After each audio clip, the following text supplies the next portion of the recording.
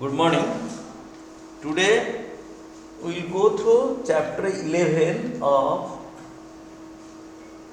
your science book. The topic is air and water.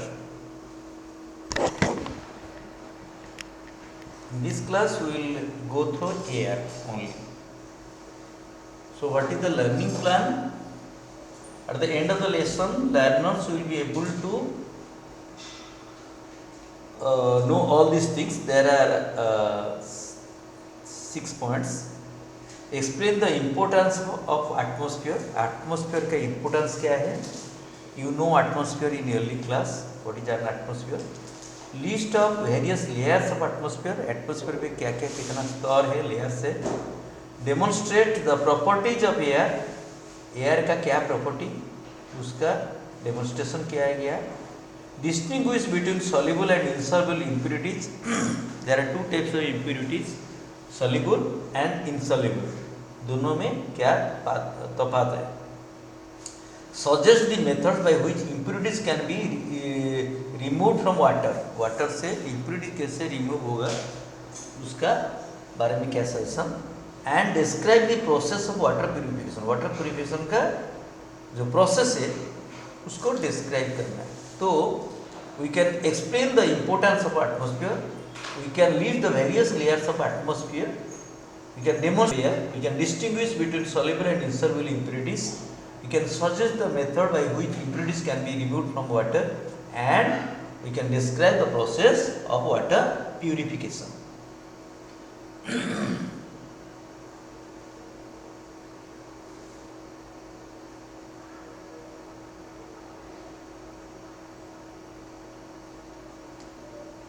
Okay, now air.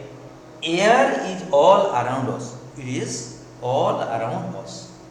It has the following gases and it has the following uses. What is the uses? What are the uses of air? You know, air is consisting of oxygen, carbon dioxide, nitrogen, various dust and moisture in it. And what are the uses of air? All living things need air to breathe. Means all the living things need oxygen, to be more correct, to breathe, and we get oxygen from air. So all living things need air to breathe. Without air, living things cannot survive. Nobody can survive without air. Plants use the carbon dioxide present in air to make their food. Plants need carbon dioxide for making food in the leaves of the trees. Okay, because the leaves are having chlorophyll, the plants use the carbon dioxide from the air and sunlight to make the food. Plants use carbon dioxide present in air to make their food. The oxygen present in air is essential for the burning process. Burning के लिए oxygen जरूरत होता है. Without oxygen there would be no fire. Firing संभव नहीं होगा. Oxygen है बोल के हमारा चूल्हा जलता है. We can set fire due to the presence of air in the oxygen in the air. So living things need air to breathe. Oxygen present in air is essential for burning process, and carbon dioxide present in air is useful for making food in plants. Air helps objects such as balloons, kites and aeroplanes to fly. The students, today is Makar Sankranti, so we play kites. So kites is being played in the air. Okay, so air is needed to make these objects like balloons, kites to fly, and also aeroplanes also is flying is also being fly. So air helps these objects such as balloons, kites and aeroplanes to fly. Air is used to inflate tires of vehicles. Vehicle का जो tyres जो inflate होता है, inflate मतलब जो फूल जाता है, हम जो देते हैं उसमें जो हवा देते हैं बोलते हैं, जो मशीन से हवा जाता है, वो स्कूटर का टायर हो, कार का टायर हो, मोटर बस का टायर हो या ट्रक का टायर हो, एनी व्हीकल का टायर इन्फ्लेट होता है। वो जो एयर प्रेशर कमती हो जाता है, एयर देने से वो इन्फ्लेट होता है। So air is all around us, it has following uses. What are the uses? Air is being used for our breathing. Without air no living beings in the earth can live और survive. Air, plants use carbon dioxide in the air for cooking, and oxygen present in air also is needed for burning process. Without oxygen, fire cannot take place. Air helps objects to fly like balloons, kites and aeroplanes. Air helps objects such as balloons, kites and aeroplanes to fly, and air is used to inflate tires in vehicles. Vehicle का tyre को क्या करेगा? वो हवा देने से वो form होके रहेगा, ग्रिप उसका बढ़िया रहेगा। Then composition of air. Air का क्या कंपोजिशन? ये देखो, ये एक सर्कल है, यहाँ पे नाइट्रोजन 78% है, अदर गैस 1% है, ऑक्सीजन 21% है। तो टोटल 100% से ऑक्सीजन कितना percent? 21, other gases like nitrogen and ozone, helium etcetera, ये 1% में है, बहुत नेग्लिजिबल। तो ऑक्सीजन 21, ये 22%, rest 78% nitrogen. The major portion of air consist of nitrogen. So this is the composition. Air is a mixture of gases. It consists of about 78% nitrogen and 21% oxygen. The rest 1% of various other gases such as carbon dioxide, argon, helium, neon, hydrogen and ozone. देखो जैसे example दिया, इसमें argon भी है, helium भी है, ozone भी है, कार्बन डाइऑक्साइड है, नियॉन है एंड हाइड्रोजन है। These are the other gases, mixture of other gases is only 1%. Oxygen is 21% and rest 78% is nitrogen. So ये याद रखो,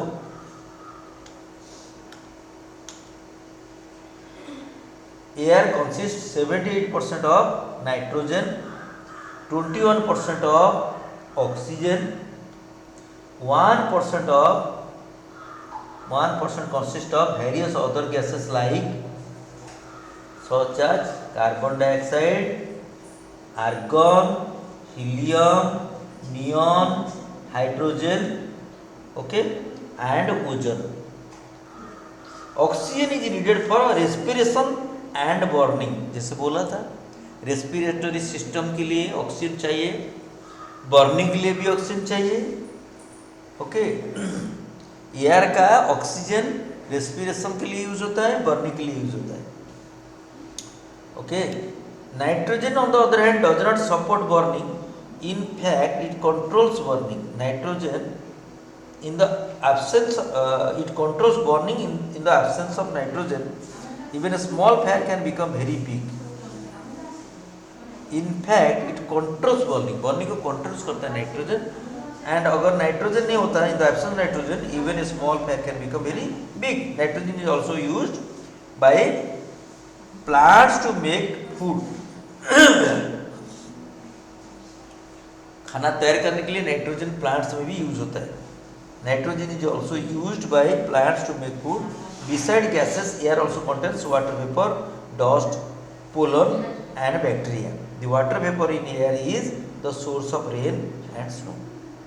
So देखो ये क्या बोलता है, nitrogen is also used by plants to make food. Apart from carbon dioxide, nitrogen is also another gas which helps plants to make food, and beside gases, air is also having polar dust, water vapor and bacteria. Okay, the water vapor in air is the source of rain and snow. जो water vapour होता है rain and snow का source है. Then atmosphere is earth is surrounded by a blanket of air called atmosphere. So what is atmosphere? Atmosphere is a blanket of air in earth. So earth is all surrounded by atmosphere. So earth is surrounded by a blanket of air, that is called atmosphere. It is held by Earth's gravity and creates the right conditions for life to form and survive. So it is pulled by the gravity of earth. जैसे कि अर्थ में जो पानी रहता है तालाब में, कुएं में, सागर में, नदियों में, झरने में, जितना पानी चारों ओर रहते हैं तो वो पानी को अर्थ खींच के रखते हैं ड्यू टू ग्रेविटी. हम लोग सब अर्थ के साथ अटैच है, जो चलते हैं, घूमते हैं, चलते हैं, दौड़ते हैं, सब ग्रेविटी का चलते हैं, हम लोग रखते हैं. So the gravitational force of earth helps all of us to be attached to the earth, and also the water bodies is attached to the earth due to gravity, and the atmosphere is also attached to earth due to gravity. The atmosphere also provides the following benefits. What are the benefits provided by the atmosphere? First, it protects earth from becoming too hot by stopping a large part of the sun's heat from reaching the earth's surface. देखो सन जो है comparatively दूसरा star से पास में है, इसीलिए sun is we see sun bigger there stars. Sun is a star but earth it is nearer to earth, it is bigger in size and shape. So we should have felt more heat. हमको ज़्यादा गर्मी लगता, हमारा ज़्यादा नुकसान होता सन के लिए, लेकिन नहीं होता है. क्यों? The atmosphere prevents the harmful rays of the sun to reach with us, prevent the tremendous heat of sun to reach at us. So it protects earth from becoming too hot by stopping a large part of the sun's heat from reaching our surface. Sun's heat जो है, sun's heat large part of sun's heat earth में नहीं पहुंचता है क्योंकि atmosphere prevent करता है. At night it stop the heat from escaping into space. अच्छा, रात में क्या करता, उल्टा होता है, अर्थ गर्म होकर रहता है तो अर्थ का जो हीट वेव्स वो स्पेस को नहीं जाता है, महाकाश को नहीं जाता है, क्योंकि एटमॉस्फेयर स्टॉप करता है. Without the atmosphere, earth would be a cold freezing place at night. रात में एक cold freezing place हो जाता है, पूरा ठंड प्लेस हो जाता है, एकदम ठंड. तो उतना ठंड नहीं होता है अर्थ, बिकॉज उसका जो गर्मी रहता है अर्थ का अंदर, क्योंकि atmosphere doesn't allow the heat to go into the space. तो दिन में सन का जो हीट वेव्स, ज़्यादातर हीट वेव्स और हीट पूरा नहीं आता है, जिसका चलते अर्थ जितना गर्म होता है उस सब नहीं हो पाता है, क्योंकि अर्थ का सन का जितना रे है, हीट वेव्स है, पूरा नहीं आता है, इसीलिए पूरी गर्म नहीं होता है. वैसे रात में भी the ozone layer in the atmosphere prevents the harmful ultraviolet rays of the sun from reaching our surface. तो ओजोन लेयर जो है एटमॉस्फेयर में वो प्रिवेंट करता है सन का अल्ट्रावायलेट रे को पहुंचाने के लिए. So the ozone layer in the atmosphere prevents the harmful ultraviolet rays of the sun. Sun का जो हार्मफुल अल्ट्रावायलेट रेज है वो नहीं पहुंचता है अर्थ सरफेस में due to the ozone layer present in the atmosphere. So these are the three uses of और benefits of the atmosphere present above our earth. So what are they? First, it protects earth from becoming too hot by stopping a large part of the sun's heat from reaching our surface, number one. Number two, at night it also stops heat from escaping into space due to the atmosphere. Okay, third one, the ozone layer in the atmosphere helps preventing the harmful ultraviolet rays of the sun from reaching our surface. And what are the layers of atmosphere? देखो atmosphere का ये 5 layer है. क्या क्या layer है देखो, troposphere, stratosphere, mesosphere, thermosphere and exosphere. ये पांचों स्फीयर एटमॉस्फेयर का ही various layers. So Earth's atmosphere is divided into 5 layers. How many layers? 5 layers. 5 layer है. The air thins out as we move up. Thins out as we move up the atmosphere. Atmosphere ऊपर ऊपर हम जाएंगे तो air पतली होके जाएगी. तो एयर का जो डेंसिटी कमती होके कम से कम हो जाएगा जितना ऊपर हम जाएंगे. So based on the density of the air thins out as we move up in the atmosphere. So first let us read troposphere. What is this? This is the first layer above the earth surface. earth surface का पहला layer जो है ये वाला जो पहला layer देखो, ये अर्थ है. ये जो तस्वीर देख रहे हो ये अर्थ का तस्वीर है. तो ये तस्वीर ये जो लेयर है, पहला लेयर जो है, ये पहला लेयर जो है, ये जो पहला लेयर है इसको ट्रोपोस्फियर बोलते हैं. The first layer of earth surface is called troposphere. So this is troposphere. This layer is called troposphere. It is the first layer above earth surface. Earth surface का ऊपरी हिस्सा, जस्ट ऊपरी हिस्सा को क्या कहते हैं एटमॉस्फेयर का? Troposphere. The wind and most clouds exist in this layer. क्या क्या रहता है? विंड रहता है एंड क्लाउड रहता है ट्रोपोस्फियर में. ठीक है, this the first layer of earth surface. Okay, then stratosphere. Many aircraft fly in this layer. तो ये जो ट्रोपोस्फियर का बाद सेकेंड लेयर होता है स्ट्रेटोस्फियर. तुम लोग देखे होंगे कि एयरपोर्ट में जब हम फ्लाइट में बैठते हैं तो पहले फ्लाइट घूम घूम के ऊपर जाते हैं. जाने के बाद एक लेयर में वो फिक्स हो जाता है, स्थिर हो जाता है. वहीं से वो सीधा जाता है अपना डायरेक्शन में.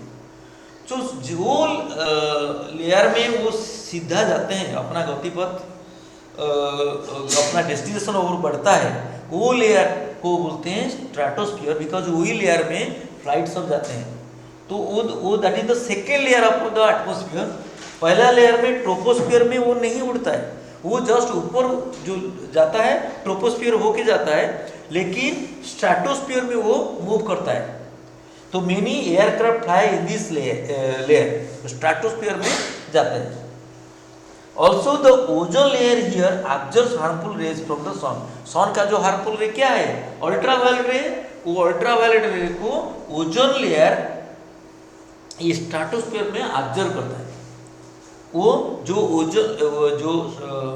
अल्ट्रावायलेट रे सन का है, वो सन का हार्मफुल अल्ट्रावायलेट रेज को स्ट्रेटोस्फियर में ओजोन जो प्रेजेंट है, ओजोन इज ऑल्सो गैस, वो उसको ऑब्जर्व कर देता है. तो इसीलिए अर्थ में हमारा ऊपर उसका इफेक्ट नहीं रहता है अल्ट्रावायलेट रेज का. So many aircraft fly in this layer. Also the ozone layer here absorbs the harmful rays from the sun. So this is, ये जो है, ये जो लेयर है second layer is called the stratosphere. तो इसको यहाँ ये करो. Next mesosphere. मेटियर्स, और rock fragments burn up in the mesosphere. जो हम कभी कभी देखते हैं उल्का गिरता है, उल्का क्या है, वो मीटियर्स, आकाश में तारा का माफी कुछ चीज़ें गिरता है। रात में हम कभी कभी देखे होंगे, हम बोलते हैं अरे ये गिरा है, उल्का गिरा है, तो ये बोलते हैं मीटियर्स, उसका अंग्रेजी का नाम है मीटियर्स। मीटियर्स और रॉक फ्रैगमेंट्स, एक्चुअली वो रॉक फ्रैगमेंट्स, रॉक का फ्रैगमेंट्स, अंश विशेष, शिला, कुछ शिला का अंश विशेष, तो वो जल के ये जोन में वो गिरता है, दैट इज मेओस्फीयर। तो mesosphere is another sphere of earth which where the meteors burns. जब मेटियर्स गिरता है वो मेओस्फीयर में जल जाता है, वो जो ऊपर से गिरता है मेटियर्स, जो आया रॉक फ्रैगमेंट्स, वो ये मेओस्फीयर में पूरा जल जाता है। मेटियर्स बॉर्न्स ऑफ इन द मेओस्फीयर, ये थर्ड वन, ये थर्ड लेयर है। तो फर्स्ट लेयर इज ट्रोपोस्फियर, जहाँ पे क्लाउड्स एंड विंड्स रहता है। स्ट्रेटोस्फियर, जहाँ पे फ्लाइट मूव करता है अपना डेस्टिनेशन का ओर, एंड वहाँ पे भी सन का जो हार्मफुल अल्ट्रावायलेट रेज ऑब्जर्व हो जाता है उज्जवल से। थर्ड मेओस्फीयर, जहाँ पे कोई मीटियोस्फीयर या रॉक फ्रैगमेंट्स आके गिरता है और जल जाता है, mesosphere. And fourth one is thermosphere, the space shuttle orbit in the thermosphere. देखो थर्मोस्फीयर में क्या होता है, महाकाशचारी सब जो महाकाश जाल में जाते, उसको स्पेस शटल बोलते हैं, जो साइंटिस्ट लोग तैयार करते हैं शटल सब, तो स्पेस शटल महाकाश जाने के लिए, स्टडी करने के लिए तो उनका जो ऑर्बिट में घूमता है शटल, तो महाकाश जो ये स्फीयर में, ये थर्मोस्फीयर में स्पेस शटल सब ऑर्बिट करता है, orbit in the thermosphere. Orbit means घूमता रहता है चारों ओर। सो ये जो लेयर है, ये चौथा लेयर है thermosphere. So thermosphere is the fourth stage, it is the fourth stage, the space shuttle orbit in this thermosphere. Thermosphere में स्पेस शटल सब घूरता है, ऑर्बिट होता है चारों ओर, महाकाश का चारों ओर वो घूमता है, तो वो है थर्मोस्फीयर। स्पेस शटल खाली घूमता है, प्लेन नहीं, प्लेन जाता है स्ट्रेटोस्फीयर में। लास्ट में एक्सपोस्फीयर है, जो exosphere is the upper limit of our atmosphere. इसका बाद जो पूरा है, ये पूरा भाग है एक्सपोस्फीयर। ये लास्ट वाला जो है,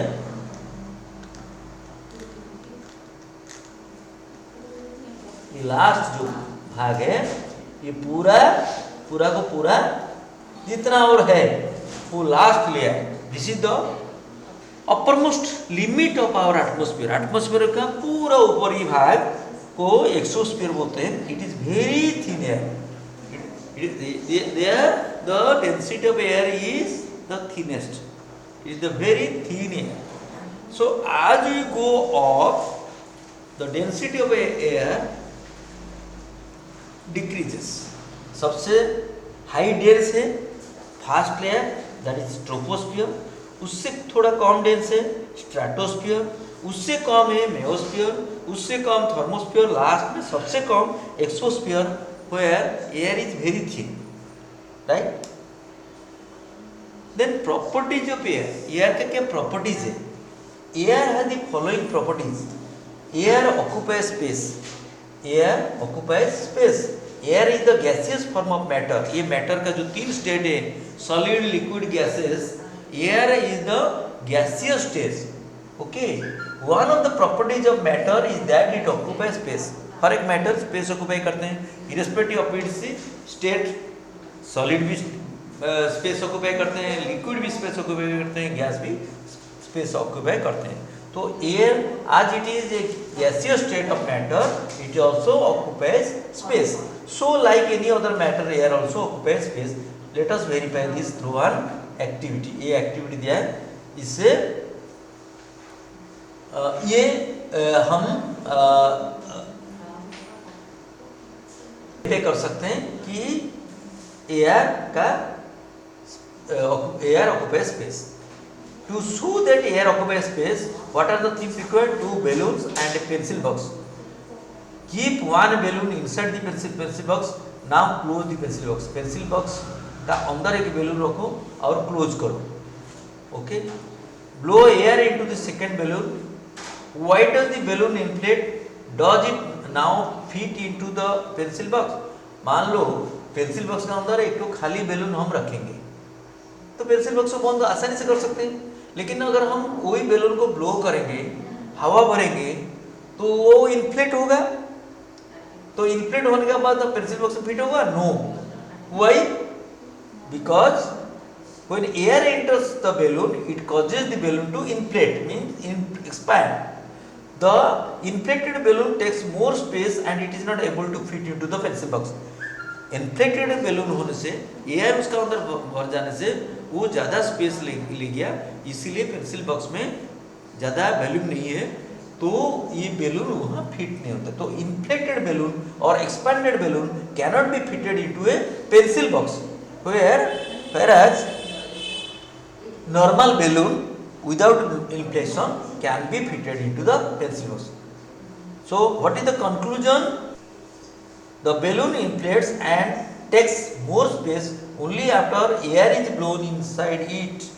जब एयर हम ब्लो करते हैं बैलून का अंदर, तो एयर का स्पेस है, इसीलिए बैलून इन्फ्लेट होता है और इसीलिए वो फिट नहीं होते। That's why it shows that air occupies space. Air has मास, खाली जो स्पेस है वो नहीं है, इसका मास भी है। Another property of matter is that it has mass. Matter का और एक प्रॉपर्टी क्या है? इसका मास है या वेट है। So air should also have mass. Air का भी मास होना चाहिए। Let us demonstrate through an activity to show that air has mass. Things required: a ruler, 2 balloons and 3 threads of equal length. Okay. Methods: hang the ruler from the middle using a thread. एक thread use करके ruler को hang करो. Tie 2 inflated balloons of the same size on the ruler. ruler में 2 inflated balloon same size का tie करो. 1 balloon on each end, 2 end में रखो. You will notice that 2 sides of the ruler are properly balanced. Same balloon होगा, same inflate होगा तो properly balance होगा। Now punctuate one of the balloons. एक balloon को क्या करेगा? पंक्चुएट करो, पंक्चर करो। Now puncture one of the balloons, puncture कर दो। What do you observe? The sides of the ruler with punctuated balloon will go up, ऊपर चला जाएगा। तो पंक्चर्ड जो बैलून हुआ, जो जिसमें तो पंक्चर किया है, वो ऊपर चला गया। This indicates that the balloon filled with air has more mass than the punctured balloon than that has no air. जो बैलून पंक्चर हुआ उसमें एयर रहा नहीं, जो बैलून पंक्चर नहीं हुआ था उसमें एयर है। तो ऊपर में गया कौन सा? जो बैलून पंक्चर हुआ वो ऊपर चला गया, मतलब हल्का है। नीचे आया जिसमें एयर है, तो नीचे आया मतलब उसका वजन है, मास है। So it show that air has mass, isn't it? Next,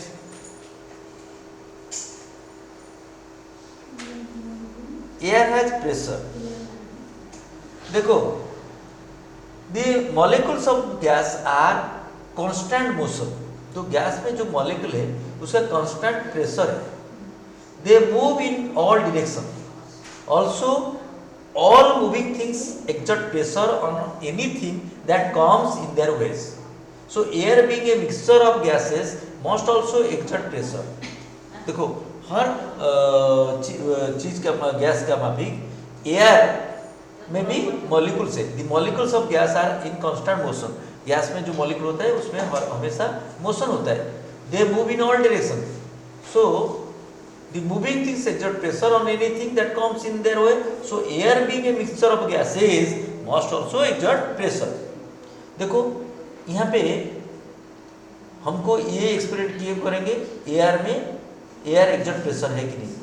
तो एक glass and a thick cardboard चाहिए। तो fill water into the glass to the brim. Brim मतलब ऊपर तक पानी भर दो, making sure that no space is left, कोई स्पेस नहीं रहेगा, फुल पानी भरो। Turn the glass upside down supporting the cardboard. Cardboard ऊपर रख के ऊपर से नीचे करो with your hand. Gently moves your hand away, हाथ निकाल दो। Observe, you will see that the cardboard remains in place and the water doesn't fall. देखो कार्डबोर्ड वही जगह में रहेगा, पानी नहीं गिरेगा। तो कंक्लूजन क्या है? The cardboard is pushed up by the air under it. This pressure keeps the cardboard glued to the glass. This demonstrate that air exert pressure. देखो पानी का तो वजन है यू नो, तो पानी गिरना चाहिए लेकिन नहीं, क्यों नहीं गिरता है? तो कार्डबोर्ड में प्रेशर एक्सर्ट करके रखता है, वो उसका साथ ग्लू का मापिक रह जाता है। तो the cardboard is pushed up by the air under it. नीचे जो एयर है, एयर में कार्डबोर्ड पुश होके रहता है, नीचे से एयर कार्डबोर्ड को प्रेस कर रखता है, इसीलिए वो पानी जो है ग्लास का अंदर वो अपसाइड डाउन कर देने के बाद भी नहीं आता है। कार्डबोर्ड ठेल के रखता है, एयर ठेल के रखता है कार्डबोर्ड को, इसलिए कार्डबोर्ड में पानी रेस्ट होके ग्लास का अंदर रहता है। तो दिस प्रूफ्स और this demonstrate that air exerts pressure. How is air pressure useful? Air pressure कैसे यूजफुल होता है? Air pressure helps us to drink juice using straw. Straw use करके हम जूस पीते हैं। Air pressure helps us to do so. When you put a straw in a glass of juice, the juice rises in the straw to the same level as in the glass. Glass में जैसे juice रहता है वैसे वही level में जो pipe से juice जाके वही लेवल तक पहुंच जाता है। There is a pressure, there is air pressure acting on the juice both inside and outside the straw. Straw का अंदर एंड बाहर में वो एयर प्रेशर काम करता है। This maintains the level of juice in the glass and the straw. Straw में और ग्लास में वो प्रेशर लेवल का रखता है। When you suck on the straw we draw the air out of the straw. Straw का air हम draw कर देते हैं। This reduces the pressure inside the straw. Straw का अंदर प्रेशर रिड्यूस हो जाता है। The higher air pressure on the outside causes the juice to rise up in the straw into our mouth. तो हम जब सॉक करते हैं तो हम सॉक करने का दौरान क्या होता है, वो स्ट्रॉ का अंदर जो प्रेशर वो हम खींच लेते हैं, जिसका चलते नीचे स्ट्रॉ में कम प्रेशर होता है, जिसका चलते वो जूस ऊपर उड़ जाता है।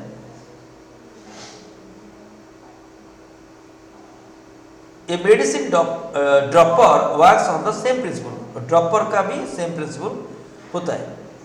The air exerts pressure on the walls of the balloon and causes it to inflate। तो बेलून का वॉल में, इनसाइड वॉल में प्रेशर कॉज करता है उसको इन्फ्लेट करने के लिए। If you go on filling air into the balloon, the pressure keeps increasing and the balloon keeps growing bigger। जब हम उसको इन्फ्लेट करते हैं वो बड़ा होते जाता है, ठीक है। When the pressure becomes too high and the balloon cannot inflate it more, it bursts। कभी कभी फट जाता है जब और वो सह नहीं सकता है और प्रेशर बहुत ज़्यादा होता है एंड बैलून इन्फ्लेट फर्दर नहीं हो पाता है, इट बर्स्ट, वो फट जाता है। Tyres filled with compressed air support bicycles, cars, buses, truck and even aircraft. ये सब टायर में भी इन्फ्लेट होता है, okay. And air is needed for burning. We have already discussed air contains oxygen that is needed for burning, for starting a fire. Without air there would not be there would be no oxygen and hence no fire. अगर air नहीं होता तो oxygen भी नहीं होता, fire भी नहीं होता। यहाँ पे डेमोन्स्ट्रेशन देखो, glass candle Matchbox low, cover the candle with the glass, एक ग्लास में कैंडल को कवर करो, keep observing light the candle, दोनों कैंडल लाइट करो और एक में ग्लास को ऊपर में रखो, ऐसे माने कवर कर दो। एक जलता हुआ कैंडल का ऊपर एक ग्लास को सटा के रख दो, जस्ट अपसाइड डाउन करके, cover the candle with the glass, keep observing both the candles and record your observation. Observation क्या होगा, the candle covered with glass goes up सून, बहुत जल्द वो बुझ जाएगा, ये जलते रहेगा। इससे क्या पता चलता है कि एटमॉस्फेयर का ऑक्सीजन का चलते, एयर का चलते ये कैंडल जलता है, पर ग्लास का अंदर जितना एयर रहेगा वो लिमिटेड है और वो जल्दी जलने कम समय दौरान वो जल के बुझ जाएगा, क्योंकि the candle uses the oxygen present in the air to burn. The movement of the oxygen inside the glass has been used up. जितना ग्लास का अंदर था ऑक्सीजन वो उतना टाइम जल के उसका बाद बंद हो गया, क्यों, फर्दर और ऑक्सीजन नहीं है, इसलिए the candle goes up. The other candle has air all around, it gets a constant supply of oxygen and hence keeps burning. So conclusion क्या है, the above observation leads us to the conclusion that air is needed for burning. Okay, so students, you do this quick check, fill in the blanks, and in the next class we will read water. Okay, thank you.